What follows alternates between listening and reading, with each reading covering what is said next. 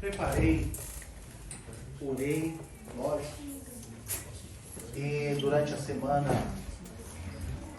Deus colocou uma meditação ao meu coração, mas hoje eu gostaria de começar essa palavra de uma forma diferente. Gostaria de começar diferente. Eu vou chamar um irmão ou uma irmã aqui à frente. E você não precisa ficar com medo, vergonha. Não. Você vai ver que é só para a gente fazer a introdução da nossa mensagem. Eu gostaria de chamar aqui à frente nossa irmã Lidiane, por exemplo. Pode vir aqui, em nome de Jesus? Aleluia.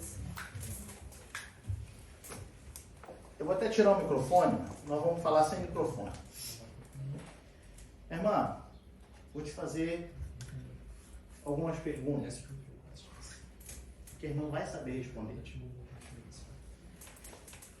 A irmã ama suas filhas? Sim. Ama? Ama muito? Sim. Por que a irmã ama suas filhas? Porque foi o presente que Deus o melhor presente que Deus me deu. A irmã seria capaz de fazer qualquer coisa pela vida das suas filhas? Com certeza, eu pensei duas vezes. Não pensaria nem em segundo. Se a irmã estivesse em algum lugar, não sei, talvez trabalhando, fazendo qualquer coisa, e recebesse a notícia que aconteceu algo com as suas filhas, o que a irmã faria? Largaria tudo de imediato e iria o mais rápido possível. Largaria tudo? Por quê? Porque elas é o amor da minha vida. Eu sou zeladora por elas. Elas é o melhor presente que Deus nos deu aos seus filhos e nós temos por obrigação de cuidar, de proteger, de amar. Então a irmã largaria tudo porque a irmã, resumidamente, ama. Sim. Por amor a ela, da irmã Maria. Amém. Obrigado, tá? Glórias a Deus. Aleluia. Eu quero perguntar à igreja, quem aqui ama a Deus? Amém. Glórias a Deus. Quem aqui ama a Deus? Amém. Amém. Glórias a Deus. Será que amamos mesmo? Será que amamos? Vamos ler lá em Deuteronômio 6, 5. Eu peço aos irmãos que leiam.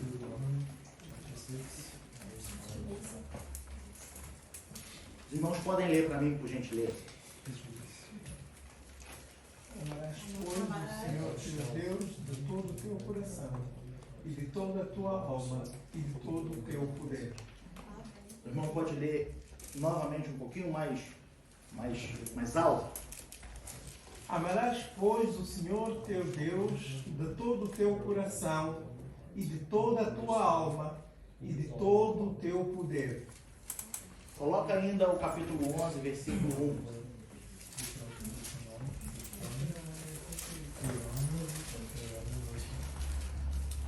Pode ler novamente. Amarás, pois, o Senhor teu Deus, e guardarás a sua observância, e os seus estatutos, e os seus juízos, e os seus mandamentos todos os dias. Será que amamos mesmo a Deus?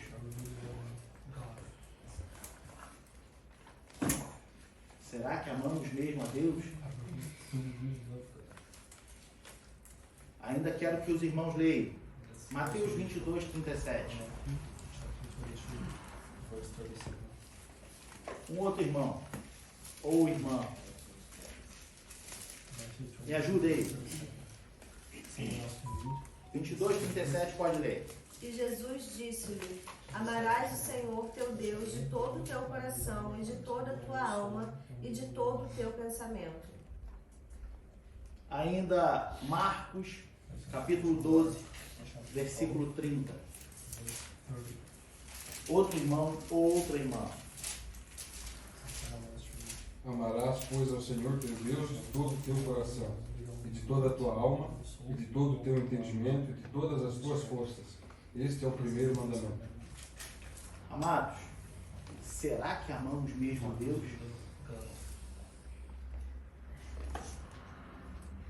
Porque Moisés fala para o povo lá atrás: Jesus fala novamente aqui na frente. Será que amamos? Se amamos a Deus, por que deixamos Deus normalmente em segundo plano? Se amamos a Deus, por que falamos, se der eu faço? Se der eu vou. Ah, não consegui fazer. Não consegui ir. Não tive tempo. Não tenho tempo.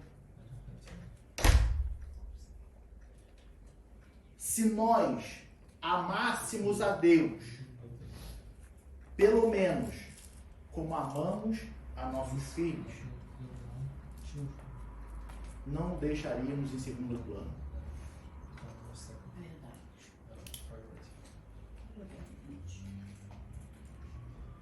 Você pode me dizer, mas meu filho é quem precisa de mim. Por isso que eu largo tudo e vou até ele. Porque eu sou o pai dele, eu sou a mãe dele. Ele é indefeso. E, nesse caso, Deus não precisa de mim. Eu é que preciso de Deus. Eu digo para os irmãos, por isso, deveríamos amar muito mais a Deus do que eu digo que amo. Se eu preciso de Deus, eu deveria amá-lo muito mais do que eu digo que amo. Uma pergunta só para os irmãos principais. Os irmãos não precisam responder. Se amamos a Deus, como realmente dizemos que amamos, eu vou pegar pesado, tá? Se no seu casamento, o seu marido ou sua esposa te mandasse escolher Deus ou casamento, o que você faria?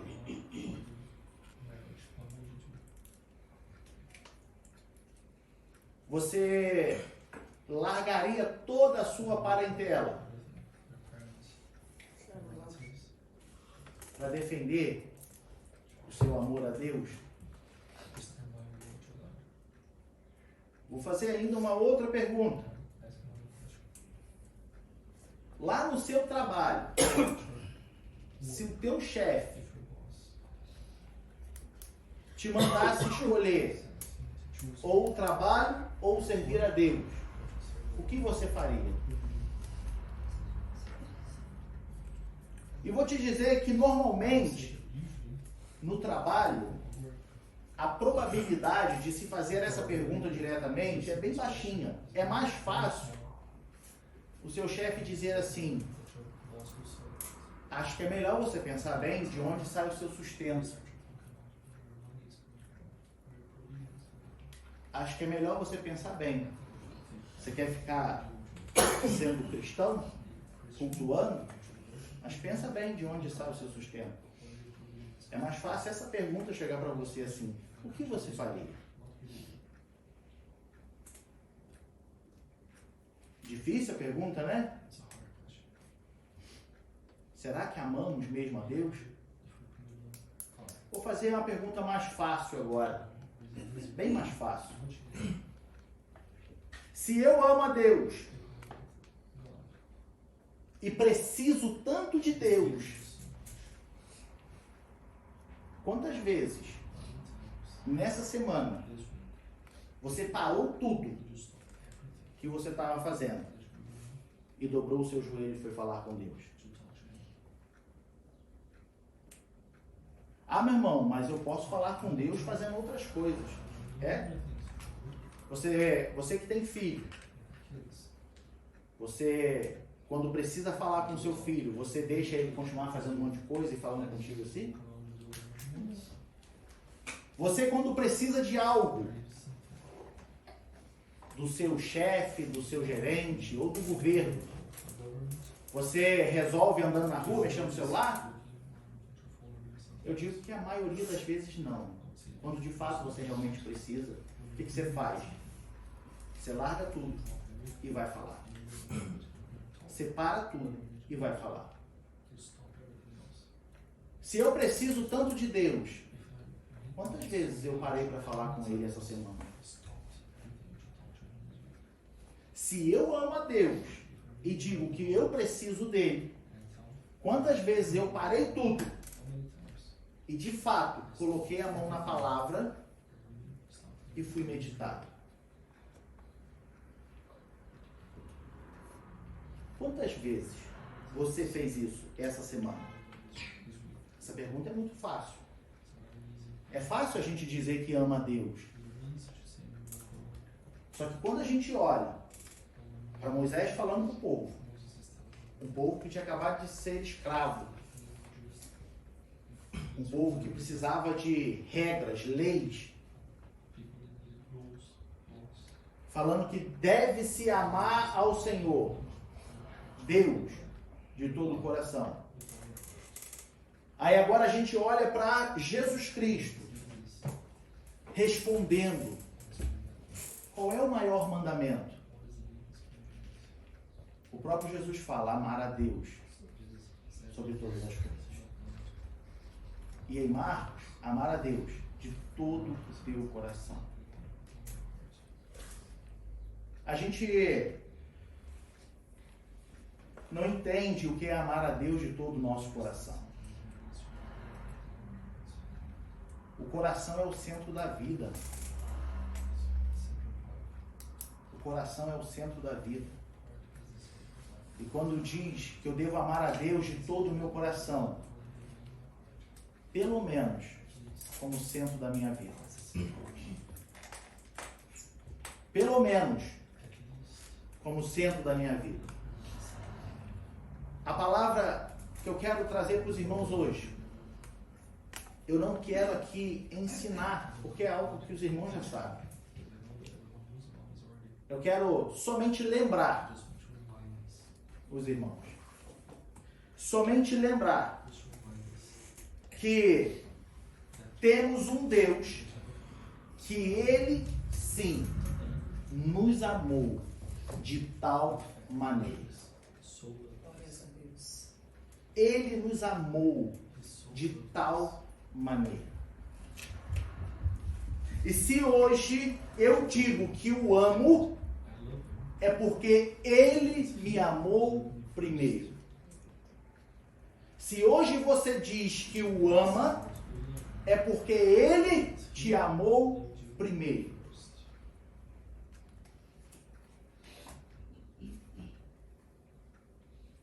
Meu propósito é trazer a meditação que o quanto Deus nos ama. E com isso, amado, te fazer sair daqui hoje entendendo por que você deve aumentar o seu amor a Deus. Eu só quero te lembrar, como eu disse, eu não quero te ensinar porque você já sabe. Tudo que eu vou falar aqui você já sabe, eu tenho certeza que você já sabe. E por isso eu só quero te lembrar e te trazer a meditação para que você saia daqui hoje entendendo por que devemos amar a Deus. João 3,16. Jesus fala a Nicodemos, mestre. Jesus está ensinando, instruindo a Nicodemos. Nos versículos anteriores, Jesus ainda fala: tu é mestre em Israel e ainda não sabe essas coisas? E Jesus chega e fala: olha, Deus amou o mundo de tal maneira. Amados, como eu disse aqui no início do culto, amar de tal maneira, é de uma forma indizível, é de uma forma inexplicável. Ele amou de tal maneira que deu o seu único filho por sacrifício, para sacrifício dos nossos pecados, para perdão dos nossos pecados. Às vezes a gente não entende o tal maneira, mas o tal maneira você não consegue explicar. O amor de uma mãe para com uma filha, a ponto de largar tudo, porque é a filha, é o amor. Ele nos amou de tal maneira que ele falou assim: filho, vai lá e morre pelos pecados dele. Amor de tal maneira é mais do que o amor que você sente pelo seu filho. Ele te amou. Ele nos amou. Jesus veio à Terra.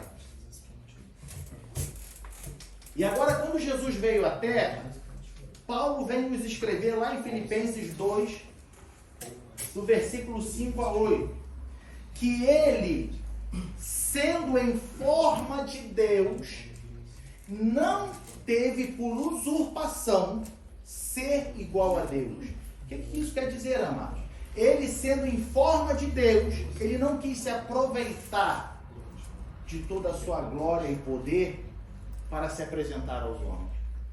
Ele não teve por usurpação ser igual a Deus.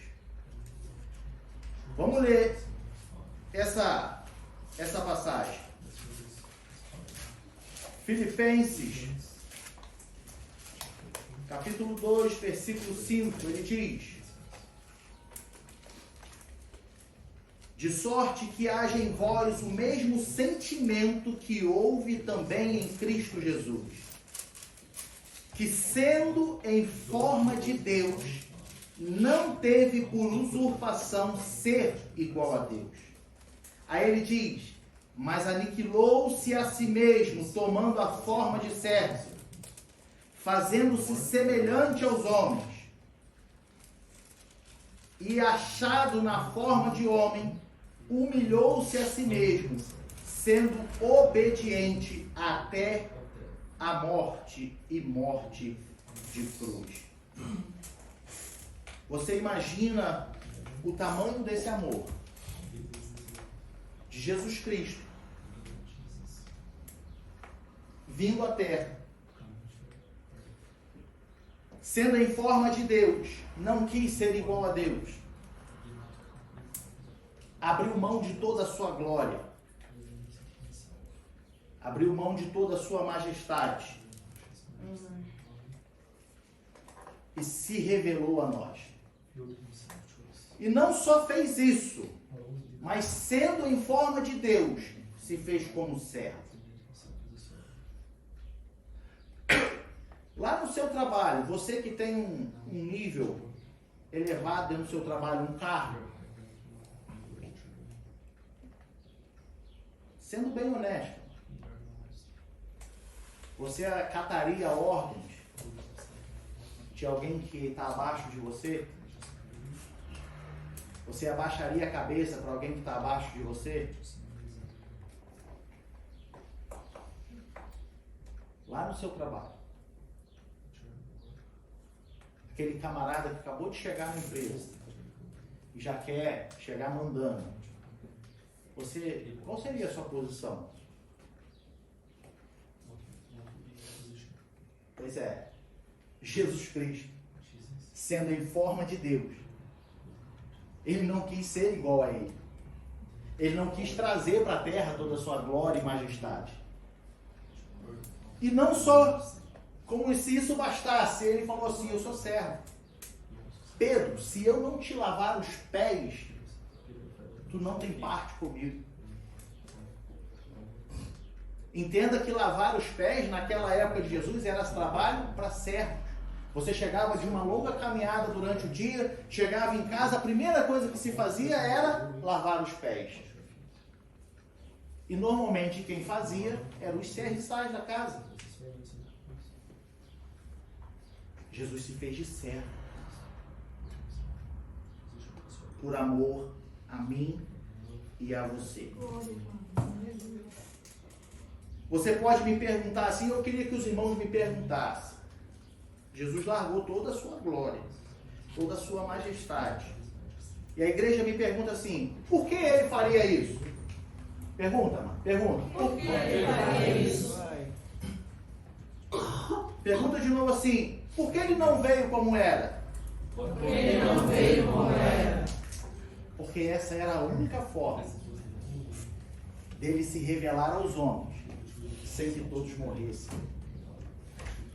Sabe por quê? Porque Deus fala para Moisés, Moisés fala assim, Senhor, mostra-me sua face. E Deus fala para Moisés assim, em forma alguma, você poderia ver a minha face e continuar vivo. De forma alguma, você poderia ver a minha face e continuar do jeito que você está. Você seria exterminado, estipado, evaporaria. Então, por isso que ele fez isso.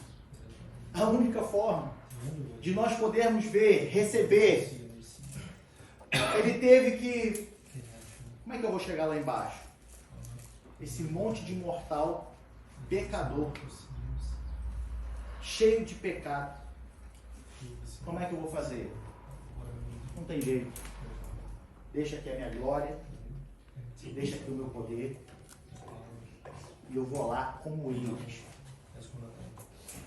Eu vou me fazer como eles. Eu vou me fazer carne. Eu vou me fazer como homem. Porque só assim eles poderão me ver. Só assim. Não haveria outra forma de Deus se revelar aos homens se não fosse dessa forma. Quando ele veio ao mundo, então ele morre na cruz.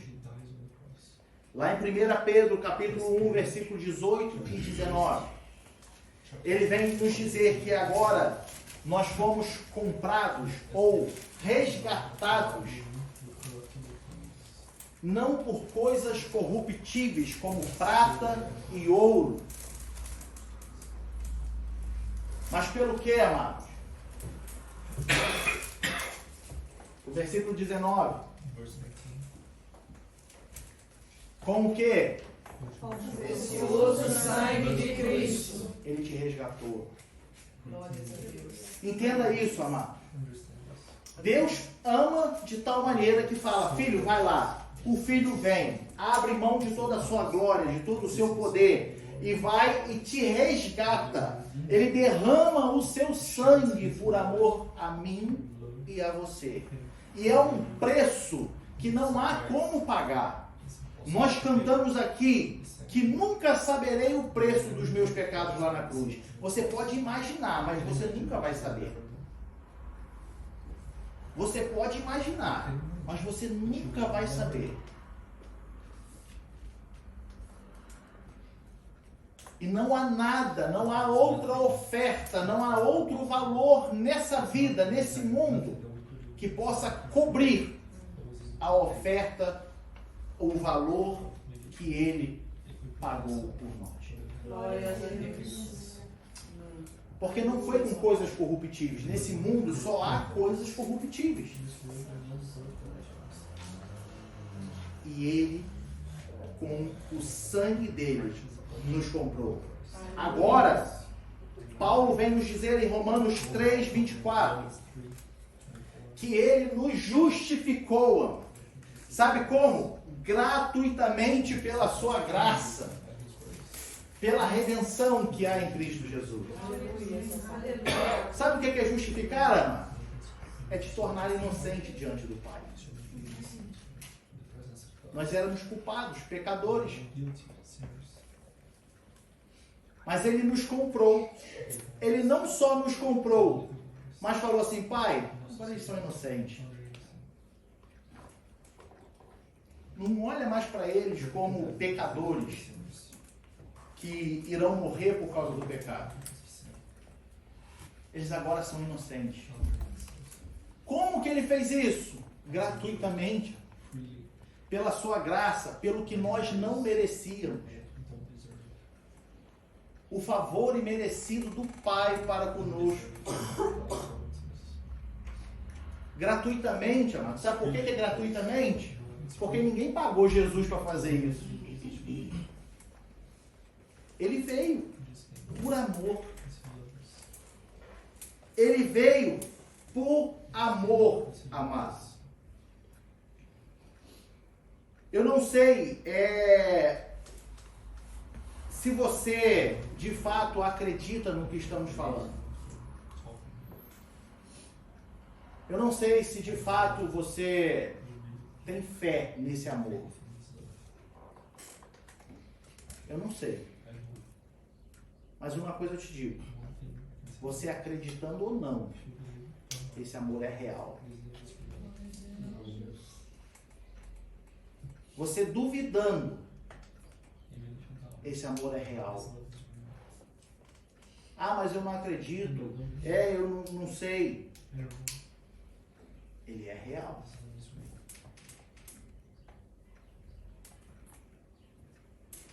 Agora, João capítulo 1, versículo 12. Nós fomos resgatados, né? Justificados. E agora, amado, foi-nos dado o poder de sermos chamados filhos de Deus. Entenda o seguinte: a todos quanto receberam, são todos filhos de Deus? Não. Nossa, isso é muito duro, né? Mas Paulo vem nos dizer que com o coração nós cremos e com a boca confessamos. E aqui ele está dizendo que todos que o receberam, todos que receberam quem? Jesus Cristo. Então foi-lhe dado o poder de ser chamado filho de Deus. E que nós éramos antes de sermos filhos? Criaturas. Criatura. Entenda o privilégio que você e eu temos de sermos feitos filhos de Deus. E como um filho tem a intimidade com o Pai, qual é a sua intimidade com Deus? Como um pai tem a intimidade com um filho, quão próximo do Pai você está? Ele te deu o poder, o direito de ser chamado filho de Deus. Você era criatura, nós éramos criatura. Nós éramos pecadores. E agora somos filhos do Rei, do Deus Altíssimo. Como se não bastasse, amados. Lá em João, capítulo 14, versículo 1 a 3. Veja bem. Deus amou de tal maneira, Jesus veio, se absteve de toda a sua glória e poder, morreu na cruz nos comprando, nos tornou filhos de Deus e ainda nos fez uma promessa que nos levaria para morar com Ele. Não turbe o vosso coração, credes em Deus, crede também em mim. 2. Na casa de meu Pai há muitas moradas, e se não fosse assim, eu vou-lo teria dito, pois vou preparar-vos lugar. E se eu for e vos preparar lugar, virei outra vez e vos levarei para mim mesmo, para que onde eu estiver, estejais vós também. Amados, ele te comprou, e ele não só te comprou para te deixar aqui, ele te comprou, te resgatou para levar com ele. E ele falou, olha, eu não vou deixar vocês órfãos, porque eu vou para o Pai. Mas eu enviarei o Consolador, versículos 16 e 17. Eu rogarei ao Pai, e Ele vos dará outro Consolador para que fique convosco para sempre. O Espírito da verdade, que o mundo não pode receber, porque não o vê, nem o conhece, mas vós o conheceis, porque habita convosco e estará em vós. Olha a fidelidade desse Deus. Ele vem, faz todo o trabalho, todo o processo. Ele ainda fala assim, olha, eu preciso voltar para o Pai. Mas eu não vou deixar vocês sozinhos. Eu vos darei outro Consolador. Eu pedirei ao Pai e Ele vos enviará outro Consolador, o Espírito da verdade. Para que Ele vai enviar o Espírito da verdade, amado? João 16, 13. Mas quando vier aquele Espírito da verdade, Ele vos guiará em toda a verdade, porque não falará de si mesmo, mas dirá tudo o que tiver ouvido e vos anunciará o que há de vir. Entenda a linha de raciocínio, amados. Entenda o que Deus fez por você e por mim. Ele não nos deixou órfãos. O Espírito do Deus Altíssimo habita em nós. Para quê? Porque já que uma vez que fomos comprados e resgatados e somos agora filhos de Deus, é necessário que a gente ande como filhos de Deus. É necessário que a gente se comporte como filhos de Deus. Somos capazes por si só? Não. O Espírito da verdade nos ensina todas as coisas. Aleluia. Por que isso, amado? Porque Deus não quer que você se perca novamente. Porque há uma promessa de vir te buscar para levar para Ele, para morar com Ele, para nós estarmos no céu juntamente com o Pai. E a garantia disso, Ele falou assim, olha, eu não vou deixar vocês sozinhos, porque senão vocês vão acabar se perdendo de novo. Então eu vou deixar aqui o meu Espírito, e Ele vai te guiar, Ele vai te ensinar, para que vocês não se percam. Para que quando eu voltar, eu ainda encontre fé na terra. Porque Jesus falou assim, achará fé na terra quando o Filho do Homem voltar? O Espírito da verdade está em nós, para que quando Ele voltar, ainda nos encontre aqui, adorando o nome dEle, servindo a Ele. Glória a Deus. Se você acha, amado, que o Espírito Santo, ele é somente... entendi, amado. Entendi, pastor. O Espírito de Deus, então, habita em mim, para que não me deixe se perder, para não me deixar se perder, para que eu mantenha a minha santidade, para que eu ouça a voz de Deus. Amém, entendi. Mas se você acha que é só para isso, não. Ainda há algo que eu quero te lembrar. O Espírito de Deus não é somente para te guiar, te fazer lembrar, te dar dons espirituais, capacitação espiritual, não. Não é só para isso. Lá atrás, nos tempos antigos, não sei se hoje ainda é comum, mas lá atrás, vamos botar nos tempos bíblicos, era comum usar muito selo. E normalmente esse selo era de cera, né? Então, sempre que uma propriedade, por exemplo, pertencia a alguém, e esse alguém, esse dono da propriedade, queria que quando chegasse outras pessoas entendessem que isso ali era propriedade particular, então ele colocava um selo. E nesse selo tinha uma marca. E quando as pessoas normalmente olhavam para o selo com aquela marca, com aquele carimbo, já entendiam de quem pertencia aquela propriedade.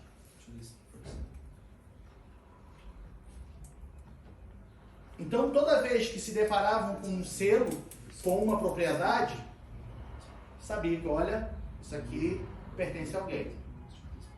Jesus, quando foi sepultado, colocaram um selo no túmulo.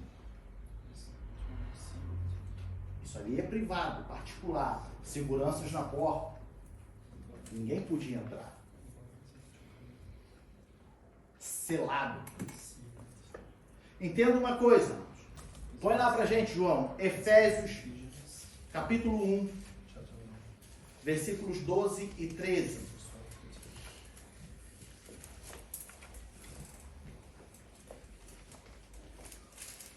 Com o fim de sermos para louvor da sua glória, nós, os que primeiro esperamos em Cristo, em quem também vós estáis, depois que ouviste a palavra da verdade, o evangelho da vossa salvação, e tendo nele também crido, fostes o que, amados? Selados com o Espírito Santo. Da Promessa. Quem aqui tem o selo da promessa? Quem aqui está selado? Aleluia. Quem aqui é propriedade de Deus? Aleluia. Lá em 1 Pedro 2,9, ele vem nos escrever que nós somos povo adquirido. Lá em 1 Coríntios, capítulo 6, versículo 20, Paulo vem nos dizer que nós fomos comprados por bom preço. Quem aqui tem o selo da verdade? Quem aqui é propriedade de Deus? Quem aqui é povo adquirido? Levanta a sua mão, adore a Deus, porque sem você merecer, Ele veio, te comprou, te resgatou, te libertou, te salvou, te selou e vai levar para a glória. Porque Ele te ama. Porque Ele te ama. Os irmãos aqui sabem o que é penhorar? Penhorar é basicamente o quê? Quando eu deixo algo de valor meu como prova de que eu vou voltar lá para buscar de volta ou pagar. Também penhorar pode ser eu deixo algo de valor meu como uma parcela inicial de alguma coisa que eu preciso. Penhorar é como se eu não tivesse aqui todo o dinheiro, mas eu pego o meu relógio e falo assim, olha, fica aí com uma parcela inicial do que eu vou vir depois trazer tudo para você. Como se não bastasse o Espírito nos selar como propriedade exclusiva de Deus, Ele também é o penhor da nossa herança. Lá em Efésios ainda, agora no versículo 14. Capítulo 1, versículo 14. Ele diz: o qual é o penhor da nossa herança, para a redenção da possessão de Deus, para louvor da sua glória. Aleluia. Entenda a garantia que Deus deu de que você é propriedade dele e que ele quer você junto com ele. Ele te selou como propriedade exclusiva. E o Espírito dele em nós, em você, é a garantia do que ele ainda vai nos dar. Entenda isso. Amado, quem aqui já sentiu a presença do Espírito Santo na sua vida? Quem aqui? Amém. Quem aqui já sentiu um ardor no peito e sabia com convicção de que aquilo era o Espírito Santo agindo dentro de ti? Quem? Quem? Glórias a Deus. Acredito que quase todos aqui, se não todos, sentiram já a presença do Espírito Santo. Foi bom? Glórias a Deus. É algo que não dá para explicar. É ou não é? É algo que você não consegue dizer. Agora eu tenho um segredo para te falar. Você acredita que, como penhor da nossa herança, o Espírito de Deus ainda não foi derramado em toda a sua plenitude? Se você acha que é bom, é gostoso já sentir a presença do Espírito sobre a sua vida, lembre-se que é só um penhor, porque ainda virá muito mais. Meu amado, e agora eu fiquei com dúvida, quando será isso? Vem no curso de doutrina que você vai saber. Porque a ação do Espírito Santo, entenda isso, o que o Espírito Santo faz na sua vida é pleno, é completo. Mas ele por si só, ele não está em toda a sua plenitude. E aí você pensa, se tudo que nós sentimos, se tudo que nós passamos com Deus já é maravilhoso, eu não consigo explicar, imagina quando o Espírito for derramado em toda a sua plenitude. Por isso ele é o penhor da nossa herança. Porque é só uma parcela inicial. É só a primeira prestação. É Deus falando assim, olha, fica aí com esse pouquinho aí, que vocês já vão conseguir sobreviver nesse mundo, vocês já vão conseguir se manter longe do pecado, mas é só para vocês sentir o que estão esperando, o que está esperando vocês no final do mundo. Aleluia, Senhor. É só para vocês entenderem o que eu tenho preparado para vós. Como dizia, ele é só parte da nossa herança que está como garantia. Porque é só uma parcela inicial daquilo que iremos ainda receber.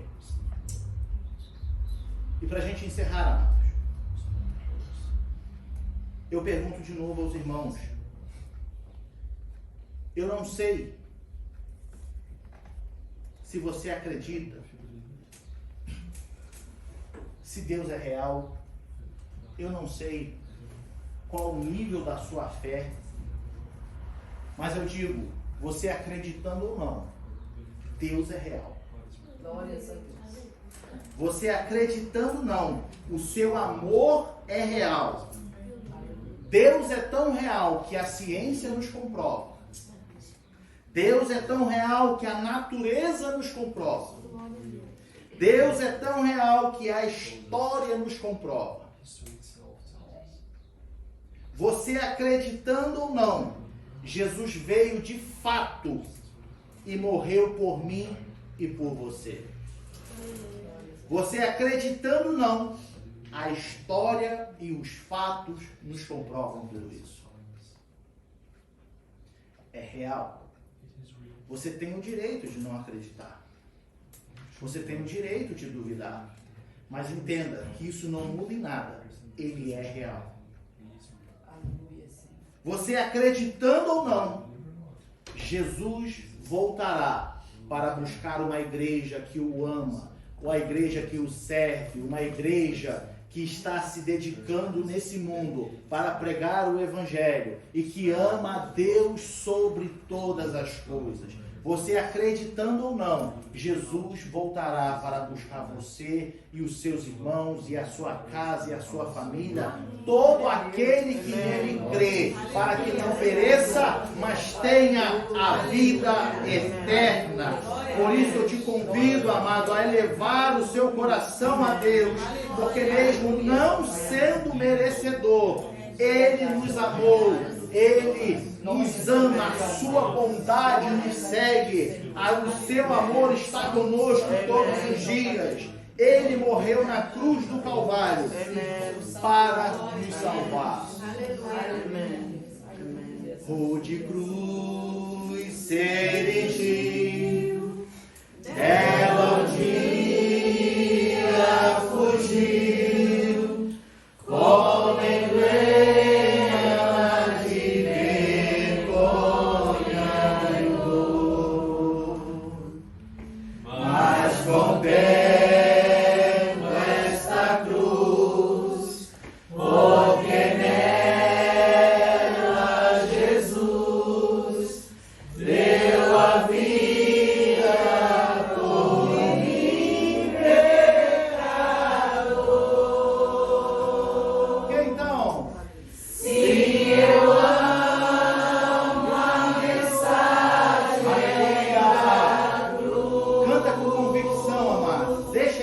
crescer dentro da gente. Deixa esse amor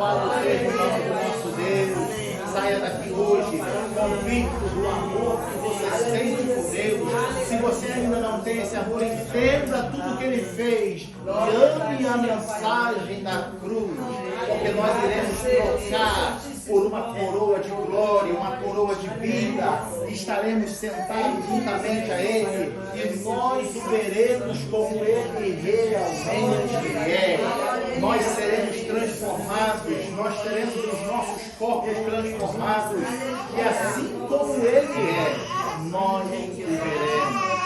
Louvado seja o nome do nosso Deus.